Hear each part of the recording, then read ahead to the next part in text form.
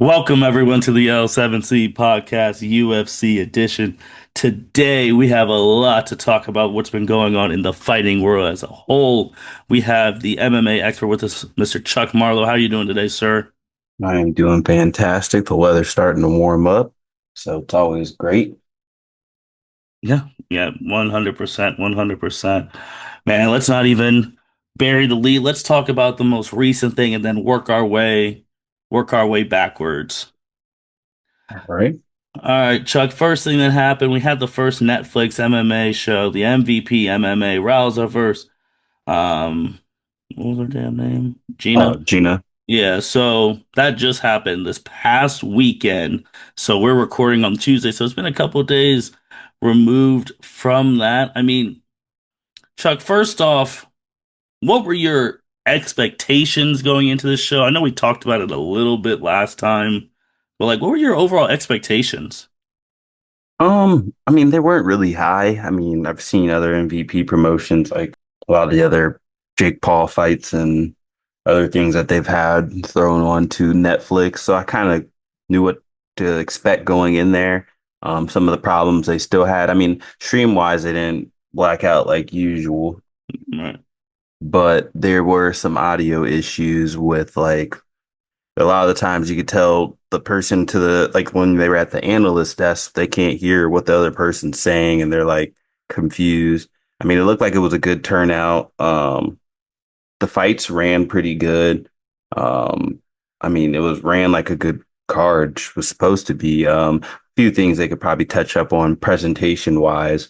I mean, it's what I expected. Wasn't great, wasn't terrible.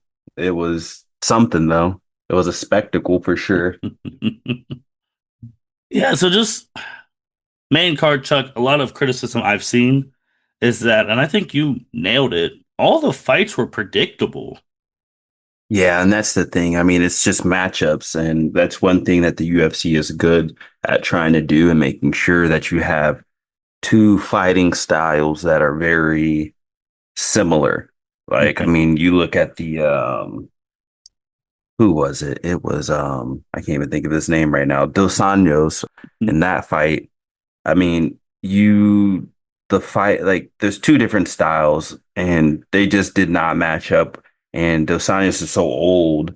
It's just like, that's why you had the knockout that you had. I mean, Jake Paul was thriving off of having first round finishes, but it was because of a lot of mixed matchups and people who shouldn't have even been fighting in some cases. I mean, it was still nice to see the finishes. It's great for your card and for your promotion to get some highlight knockouts for people. That's kind of what you want to do with your first card so you can get people pulled in. But ultimately, it's just terrible stylistic matchups. It won't last long term if you're not having good fights or entertaining fights. Like you knew with like Francis Ngannou, he was gonna KO Philip Lins. You knew Mike Perry was gonna win. I think you had a slip that you got all of these right. Yeah, I had all five of those main card ones. It was just so predictable and easy money if you were on it.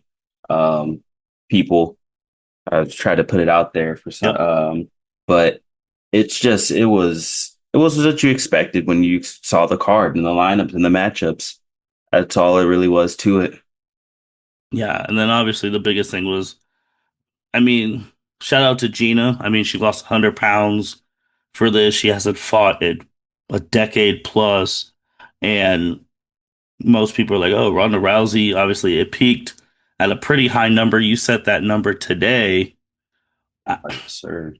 I, Ronda won in 17 seconds with the armbar. I mean, to me, I was watching it on my iPad, and I was like, "Is this really it? Like, I really just watched this till midnight plus for it to be over this quick?" Yeah, I think for a lot of people it was a letdown for a main event to see it just happen that quick in like 17 seconds. I was like, well, see, like this is the difference when like throw it back to Conor McGregor versus Jose Aldo, Yep. and we were in that bar. Yep. Everybody was there. Everybody was chilling, watching the fights, going along. You get like a 10-second knockout or 20-second knockout. that place erupted, went crazy. Was it so ecstatic and hyped and like they rode the hype of it. Mhm. This is something where you get a 17-second finish and you're like, yeah, she definitely like that reassured you, yeah, she shouldn't have been in there in that fight. And this was it was just a letdown to people because they thought that it was going to go totally different than what it did. I mean, Gina has, like you said, hasn't fought in a decade plus. I mean, she fought to get that 100 pounds off, but that fighting to get 100 pounds off, how much of that is actual training? I mean, Ronda's in the gym constantly training and staying fit and on top of her game. I mean, she was in WWE not long ago and she was keeping active and fighting and keeping her body fresh and ready to be in it. And Gina was more on like, I'm retired, I'm chilling, I ain't got to do nothing for the rest of my life and relax type deal. And she got motivated by this to lose weight, which is great. But I mean, it's just a feel good story at the end of the day. It wasn't really anything to be it wasn't a spectacle. It wasn't anything great. It's not like people are going to look at this and be like, oh my gosh, Ronda is ready to go kill Amanda Nunes right now. Like, it's because, when it comes to it, Amanda's constantly training and staying ready to fight people like Kayla Harrison and others who are actively fighting and actively constantly training within MMA. And that's something Gina was not really into. Yeah, man. And I mean, most people have come to the conclusion now, man. It was just a money grab. And like, if we're just keeping it a buck, like she got paid out 1 million. Yeah, I mean, and shoot, I'd do it for 1 million. I'll go in there right now and I'll fight Francis for 1 million. I mean, who wouldn't? I think that most people will go in there and do the money grab and go train and go do it for the meantime just to go get the money. But ultimately, yeah, it was a money grab. I mean, the fighters got paid out. You saw the payroll for most of the fighters. But still, some of the people were hinting at how some of the people on the undercard were still getting paid out pretty weak. I think there was a fighter who walked away with like 10 to 40K. I mean, yes, Dana's only paying out his prelim fighters like 20K and stuff, but I mean, his biggest thing that he was pushing for people was that fighter pay would be good. I mean, even Francis Ngannou donated $100,000 of his purse to Felipe Leans, who only got like 100,000. So now you got 200,000 for the night. But it's just like you got him up there, you might as well give him the 500,000 at least to show. Right, right. And I would say with Rhonda too, man, like she has she has become very unlikable.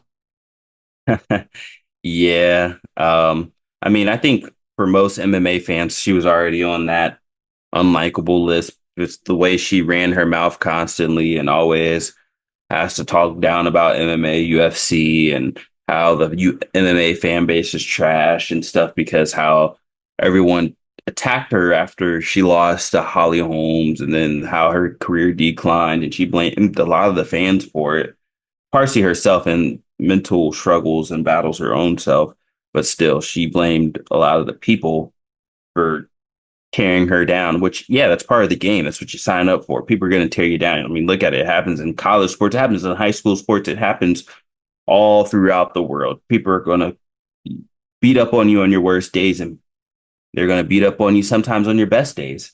You just got to keep it pushing and keep training. And if that's your objective, Yeah, I to would be say the my best. the thing that obviously has really turned me off from her is the fact that when she was winning, she was talking this yada yada yada. Then when she started losing, she was talking about like, oh, how much it affects her. And I was like, now you can't just admit that you lost and keep it moving. Like I think that was the most annoying thing. Like that's you're a fighter. No fighter, I don't most fighters in the history of fighting do not go undefeated. A loss is gonna happen.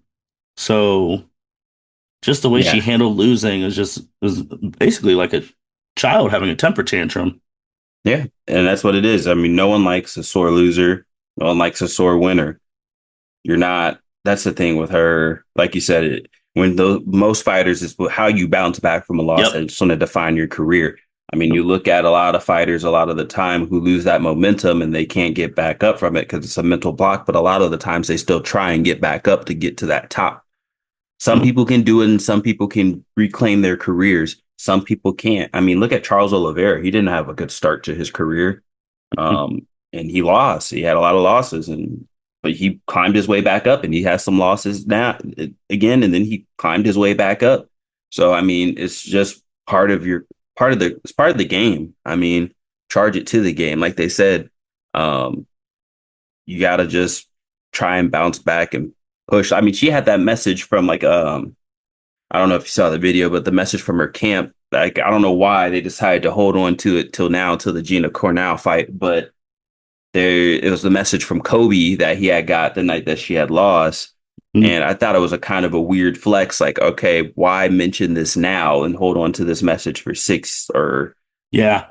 for all this time? And then, like it was weird. And like as a if that's someone on my team and that message has been withheld and he really did not say anything to me for that long, like why did you just now tell me, bro? Like I kind of feel weird about it with him being on my team still if you are just now telling me. But also like why are they using this as a motivation or a thing now? You're trying to make this story way bigger than what it is.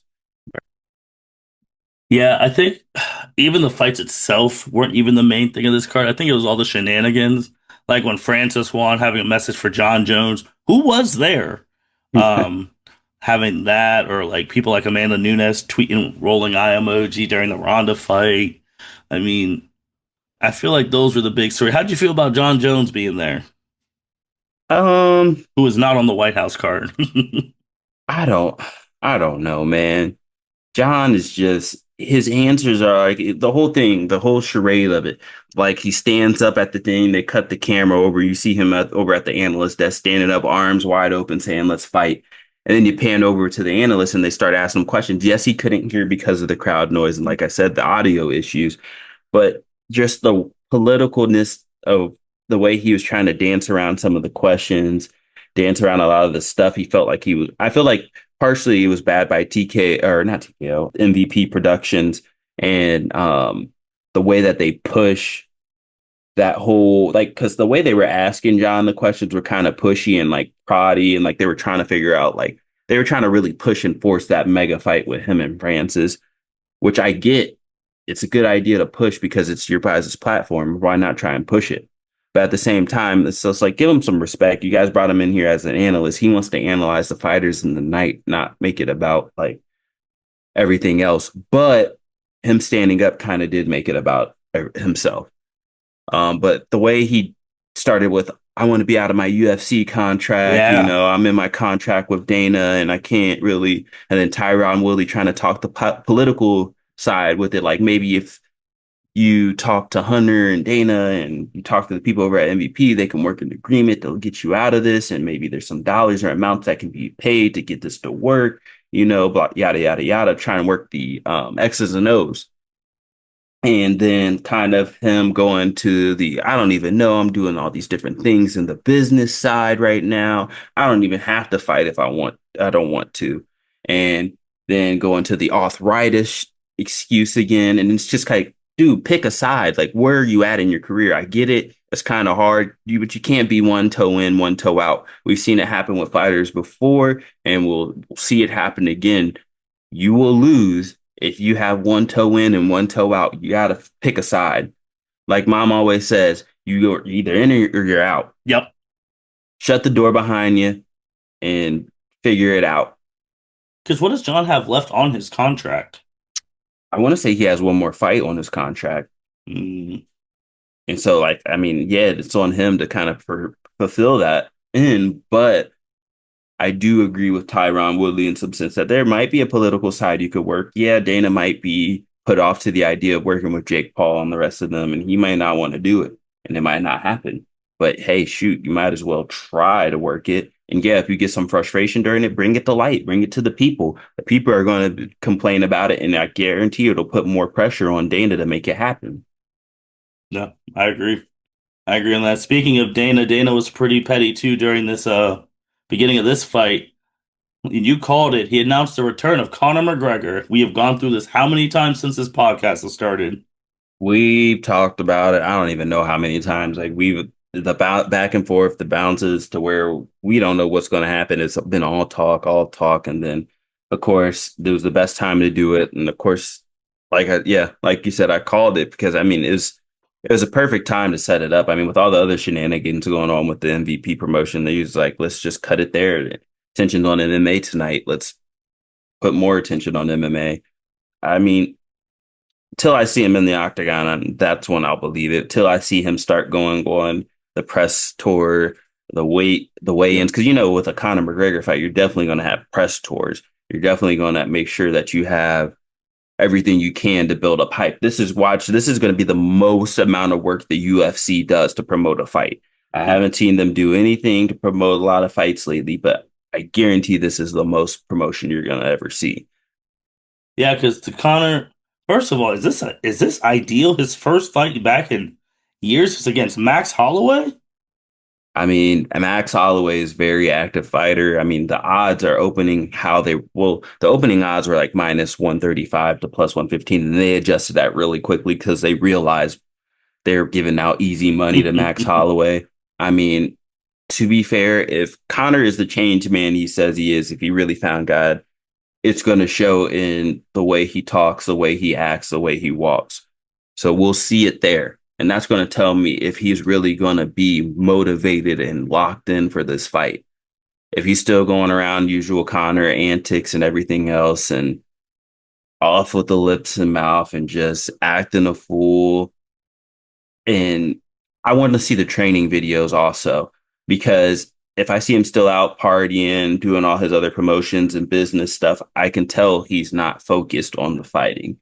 And that's really what's going to determine if this is a good fight or not. I mean, the good thing is he's up at 170, which is nice because he'll have some more weight on his side. The chin should be better against a fighter like Max Holloway, who's going to get a volume of punches out on him.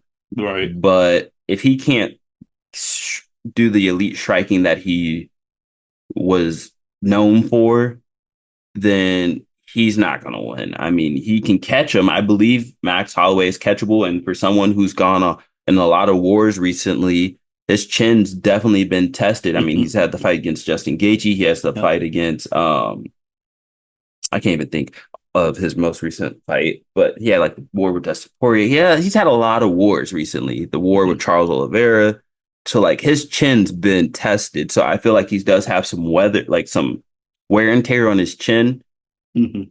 and Connor can catch him. And I think it could happen. But if Connor doesn't get him within the first 2 or 3 rounds, then that's just going to go to Max Holloway. He'll start outpacing him. I think Connor's cardio is not going to be to Max's Mhm. level because Max is constantly training and Right. actively in the gym and constantly working on himself. Mhm. Where Connor, I can't say that he is. So I definitely think the minus 400 to plus 350 is the current odds right now, something like Mhm. that. And I think that's accurate to how it should be right now. That'll be interesting. That is on July 11th. That's International Fight Week. Yes, sir. And you already got like Connor, Max, you got Patty on the card, you got There's going to have to Robert be another Whitaker, you title got fight. Cody Garbrandt, you got some people on this card. Yeah, and I think that's funny that Cody's on there. I feel like almost every international fight week he's on there lately. Um, but you gotta throw it. It's International Fight Week, so I'm interested to see who the other title fight will be because you got to have one more title fight on this card to really Right, solidify it. right. And I'm interested to see who that announcement's going to be. Maybe Amanda and Holly will finally be healthy by then. I don't know that neck fusion, how long that healing process is, and I don't know. I swore I saw she was back training and doing everything or close to. So we'll see. Yeah, we'll definitely see with that. Obviously, people are like Connor's back, so that takes a lot of. We'll see what those things happen. Chuck, I want to go back to a UFC event, not the Netflix one, the one that happened before that on Saturday, and talk about the main event of Sean Strickland pulling off the upset. I was shocked he won. He was a plus 350 favorite. I mean, I feel like the past couple fights he's been taking some L's, So I was very shocked he won that in a five round match. Yeah, I think pretty much everybody was shocked by how that played out. Um, I mean, if you look at Sean's past record, he was coming off the win against Fluffy Hernandez, and then the win or the loss against Driscus Duplessis. Hmm. He had a very emphatic win against Alex Hernandez, which ended up leading to him getting this title shot. But I mean, the way that fight went, I mean, the whole talk up to the fight, this is going to be the biggest excuse that Kamzat has, and he's going to keep dragging on it, and he wants to keep running with it. And I understand it, but at the same time, that's also on you as a fighter. Um, his brothers and the rest of his camp talked about him weighing around 220 pounds, him getting ready to move to light heavyweight, him thinking he was going to get a title shot at light heavyweight. And that's what he was training for. I put that in quotations. No one can see it, but um, that was a brutal weight cut. I mean, you saw him at the weigh-ins. He was the last to be on the scale, and he did not look well on the scale, and he did not look well with the weight cut. And there was some shenanigans there, even, and they thought that he really didn't make weight, and they might have just said he did. But either way, it showed. He did not look like the same Kamzat, wasn't applying pressure, and he just couldn't wrestle Sean. And Sean was really stuffing him and muscling him, and it really showed, and it was really nice. And the thing, though, that counteracts and kind of equates this whole fight is Sean said he was coming in with an AC joint issue on his shoulder, which he injured even worse. So he's going to be out for the next 8 to 10 months, which means someone else is going to probably fight for that interim belt. And then that'll be the next title fight, him and whoever. But just Sean, he did his thing. I mean, he pushed his usual pace. He didn't fight like his usual fights in those situations where he's fighting on his back foot, walking backwards, running away from the fight a little bit and shelling up. He pressed the gas. He made sure he did what he needed to do. He even out wrestled him and won some of the scrambles and dominated Kamzat. And I really think he took away the hype from Kamzat. And really, I'll be interested to see how Kamzat bounce back from this. He's calling for the immediate rematch. I think that's an absolute stupid idea pitched by him. Next time, show up better. That's all we can say. Um, but yeah, I was impressed by Sean's performance, the resilience, the effort to keep pushing, and just making sure he enforced his will. And it was a great fight. I mean, I think everyone loved how that played out. The only thing they don't like that I keep seeing is how they felt that the beef was faked and forced to Yeah, sell that's a what I was gonna fight. ask you your thoughts on that because Sean came out saying like, did you see the promotion for this event? It was just ass, so I had to spice things up, yada yada. And then Ariel's just like, how could you do that? Blah blah. No, this isn't pro wrestling. I'm not gonna take anything you take seriously. And you called this guy your guy's mom the W. We're like, man. And he was just, and then him basically said it was all a work. I mean, they're signed by TKO now. I told you eventually they'll work in some gimmicks. I mean, you already got Josh Hockett over there going full Hulk Hogan. So like I'm not surprised to be honest by it. I mean, antics are antics. Fighters are in fight camps. They're still brothers at the end of the day. Most of the time at the end of fights, people are going to hug it out. And by the time you get in the ring, you're ready to settle it. And it's no more talk. It's just we dap it up, we scrap, and then that's it. I mean, it's also a respect aspect that people see when it comes to fighting. I mean, most people get in beefs with people and it just leads to arguments, arguments, arguments, and never ends in fists. People were to actually fight and handle problems with fists, you're gonna dap each other up either way, win or loss. And that's the thing with fighting. I mean, that's what happens. It's a lot of tension, a lot of beef, a lot of Yeah. just struggling. But I think it was forced, like you said. And I mean, it was a big angle you could push with the climate of the world. So obviously keep pushing that and getting more eyes on it because then people get pulled in by it because there's a sense of pride. And when people get a sense of pride, they're going to watch because they're going to be like, I want my side to win. And that's going to sell fights. I mean, I can't knock them for it. I mean, Yeah. would I go about it the same way? No, but that's me. So, hey, everybody can do what they want to do. That's what America's about, right? Freedom of speech, freedom of what you want to do. So, hey, Perfect segue, Chuck. You said freedom of speech in America all about again. Perfect segue. We're getting close. We're recording the second to last week, really, of May. In a couple of weeks, it's UFC Freedom 250. yeah, we're getting there. Yeah, June Yep. 14th? We are not that far away. Yeah, you see all the hype leading up to it. You got the White House presser. You got so much different stuff. And people are waiting to see what the antics are for that, what the White House setup looks like, how the lawn looks for it, the theatrics that are supposed to go with it, because you're supposed to be putting more money into this than the UFC no chain night that you did. So, or yeah, it was the no chain night at the Sphere. So we'll see.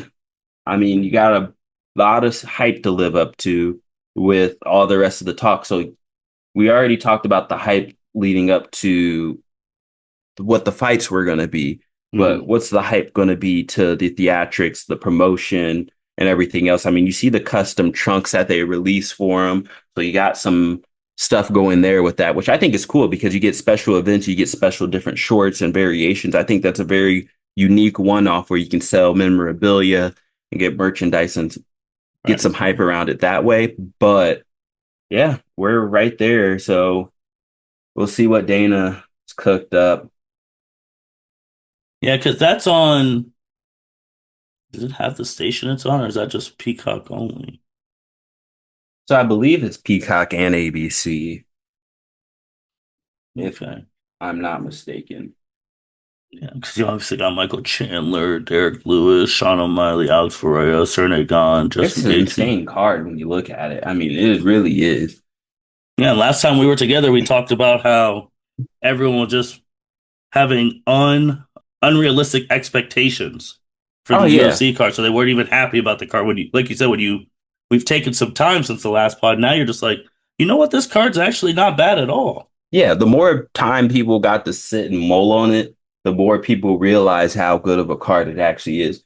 Yeah, you don't get your mega title fights, you don't get your Conor McGregors, your huge household names, but you do have household names in here like Ilya, Justin, Alex, Sean, Cyril, Derek Lewis, Hmm. Michael Chandler, Mauricio Rufy, Bo Nickel, Diego Lopez. Like you have so many big names, like people who all been fight have all fought for titles, if not super recently, but at some point in the past, and a lot of fighters with hype on their name. So I definitely believe it's a good card, and people finally got to sit in and be like, all right, this is going to be nice. But Hmm. still, you're going to have your people who complain about it not being what they wanted because it's not their vision. Yeah, it's not the return of Ronda Rousey to UFC or John Jones and Francis I don't think Ngannou they or would be happy about the return of Ronda to the UFC. That's the thing. The fans, if they had that on the card, they would probably lose their mind. I don't see a women's fight on this card yet No, either, still, I don't so think there's gonna be a woman's fight. I'm I pretty don't sure he think said so. it's set. Yeah. Yeah, and we're not going to get one thrown on there then. So that's interesting because thought maybe you could try and squeeze one more in last second, but Hmm. no, he never did. Like that is still super crazy though. That like again, this is supposed to be this big Freedom 250, and you got stable, able women ready to fight, and none of them. Well, you got to see who he's appeasing to. So That is true. That's that is super super true in that sense. Chuck, what else has been going on in the fight world in general? I know there's some boxing matches happening. It looks like Tyson Fury is finally going to fight Anthony Joshua. Um, yeah, got I feel that. like that's 6 years too late, though. Yeah, everything always when it happens too late, you lose like the fun around it. Like, yeah, you're gonna watch because you always want to see that matchup, but Right. at the same time, it's like it's not it's not in their primes. And it's not when people like you have them have L's in their careers and things like that, where you wanted the L in their career to be at their highest moment Yep. rather than like when they're starting to get ready to retire out. I mean, Yep. like even look at the fight that's getting finalized now and squared away with Manny Pacquiao and Floyd Mayweather. Like Yeah, that people thing's still wanted that. happening. I think so. I mean, I don't know. I thought they got that squared away for Netflix, but it's supposed to be one of the those promotions. So I don't know if that's still. I thought it was still in the works. Like, yeah, I know that. Or what about Floyd? Wasn't Floyd supposed to have a fight with Mike Tyson too? Now that's the one that I would be. I would think would fall off. But yeah, he's still supposed to have the fight with Mike. I thought maybe this month or next month, but Um, I don't think in most people. I mean, people are going to tune in because it's two big household names. But is it going to be anything entertaining? Probably not. no, no, I agree with with that. Chuck, anything else in the fight game going, man? I mean, we did have some recent fight nights. Hmm. I mean, shit, not even fight nights. I mean, we had also on that Kamzat and Strickland card, Yep. you had I can't even think of the name right now. Josh Van and Tatsuro Taira. Carano, yep. And that fight was huge. I mean, so many people were going in there with because Josh Van was the underdog as the Yes, he title was. holder, and I was just so thrilled and overwhelmed with joy seeing the way he fought. I mean, to put out or think over, I can't even remember the number. I think it was, let's see, oh, yeah, 190 total strikes. And if people looked at the way he's charting right now with his total strikes in the Hmm. fight, he is about to, if he stays on this career arc, he will surpass Max Holloway by almost tenfold. And his It's striking crazy. is so elite, the way he stays just grounded. And props to Tyra because the chin on him to take all those punches and actually still withstand and get through those grappling exchanges and just stay level and not be too out of it Mm. is just composure. So one day he can maybe get somewhere, but as long as Josh Mann is holding up that title, I don't think he's going to get there. Yeah, from a betting standpoint on that Sean card, UFC 328, there was actually a lot of ups, like from betting wise, the numbers, there's a lot of upset wins. Yeah, there was a lot of upsets. One of the weird ones were the Sean Brady and Jaquan Buckley with the line Yeah. movement around the fight. They were thinking maybe they're going to call this fight off too because of the line movement. But Jaquan Buckley was like a plus 230 or plus 130 underdog, Hmm. and he moved to a minus 230 favorite by the time of the fight. And I don't know, there was a bunch of fake fighter camp stuff going pushed out, which I think pushed a lot of that agenda. Um, but yeah, and Do you think there's UFC is doing a better job of like, because you said like taking the lines off, are they like focusing on that now, looking at betting stuff and be like, I'll take that off, or is that the companies who are getting Yeah, more it's invested in the it's the UFC? UFC paying attention to it more because they're Okay. listening to what's coming out of fighter camps because a lot of the time it's leaked news like, oh, this fighter had a bad camp or he hurt his toe and he's off his game. So maybe take the other guy because this or his shoulder's messed up and I think that this guy's definitely going to win. So like it's different news like that getting released which are shifting the lines once they get downwind to like someone at DraftKings, which causes a lot of confusion for people and leads to this predicament that we're in. Mm. I do want to talk about also one the biggest favorite on the card, if we're talking about lines and everything, minus 1300, Atiba Gautier. That's great. Yeah, Oh from my gosh. Cameroon. Yes, sir. I gotta make sure whenever we he Hmm. fights, oh my, I'm tuned in.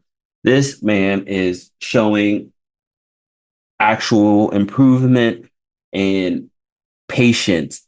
And if he can continue on this arc and just continue to let his hands loose, but also be disciplined, Yeah. he can do something at that middleweight division. He's still got a lot to work on. He's still very raw, but the knockout power on that young dude is insane. And I think the call out for Israel Adesanya was kind of, I mean, I think it's a little ambitious, overly ambitious. They kept feeding him wool. They keep feeding him sheep, but I think it's about time they get ready to give him a wolf. Because if he's gonna keep talking like it, I want to see him train and get ready for it. Because he can maybe be the next one out, but he's got some other stuff to improve on. But I just really want to make sure people keep an ear out for his name. Yeah, because he looks like he's on a ten fight win streak. Yeah, 10 fight win streak, 9 by knockout, and then seven Jesus, first round finishes. that is crazy. Yeah, that Nick, man has brick hands, just cinder block hands. That's the only way I can describe it. It's just he's from the motherland and he is built, and that dude is insane. definitely shout out to him. Chuck, anything else? Not really. I mean, just keep looking out for these fight announcements. I anticipate May 30th will probably be another big announcement. Memorial. Um, You think we'll get one this weekend though? Memorial Day weekend. I don't think so. I think it's Okay. going to be kind of laid back. I mean, if we're lucky, yes, but I'm looking for maybe a women's title fight announcement next. I don't know Mm, who and or which division, but it's been pretty quiet on that forefront. yeah, that's true. We haven't had big women's news in a long, long time. But again, like Rhonda said, they're only main eventing because of her. Yeah. But hey, with that being said, thank you everyone for listening to the L7C podcast. Make sure you're locking into our fight section of the pod. Again, probably have the big quote unquote the biggest card we'll ever cover, UFC 250. 350. Yeah, UFC 250. Freedom 250. Because that's going to be at the White House, and we've never covered a card that's taken place at the White House. So be on the lookout for that one. We'll probably do a preview pod for that and a review pod, so you'll get double the action in that one. And if anything else happens in between there, just be on the lookout. Make sure you check out Chuck on his YouTube. The L7C Dynasty still going, still going. Games are still going there, so make sure you check that out. See a different perspective from crew members playing the game. And with that being said, L7C Podcast signing out. Thank you for listening to this episode of the L7C Podcast. Be sure to like, rate, review, and subscribe to the channel. Follow us on all social media platforms, and we'll be talking to you guys soon. Take care.